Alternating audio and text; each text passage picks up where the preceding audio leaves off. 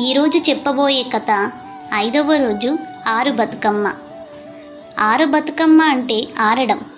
ఈ రోజున స్త్రీలు పప్పులు, గింజలు, విత్తనాలను ఎండబెట్టి వాటిని బతుకమ్మతో పాటు సమర్పిస్తారు. ఒక పాత కథ ప్రకారం పంటలు పండిన తరువాత వాటిని భవిష్యత్తు కోసం ఎండబెట్టి నిల్వ చేయడం పల్లెటూరుల్లో ముఖ్యమైన సాంప్రదాయం.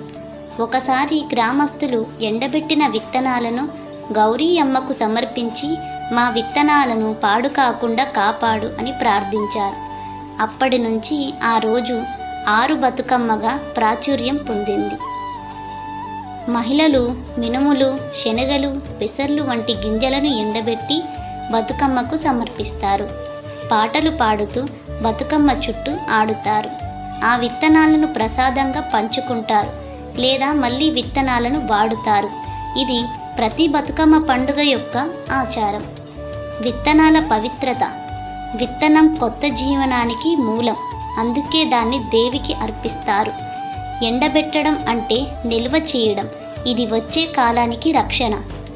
రైతులు జీవితంలో విత్తనాలు ఎంత ముఖ్యమో ఈరోజు గుర్తు చేస్తుంది. మరి 6వ రోజు ఎటువంటి బతుకమ్మని తయారు చేస్తారు, ఎటువంటి ప్రసాదాన్ని సమర్పిస్తారనేది నెక్స్ట్ వీడియోలో చూద్దాం. మీకు ఈ కథ కనుక ఇంట్రెస్టింగ్గా అనిపిస్తే మరిన్ని కొత్త కథల కోసం మా ఛానల్ని సబ్స్క్రైబ్ చేసుకోండి.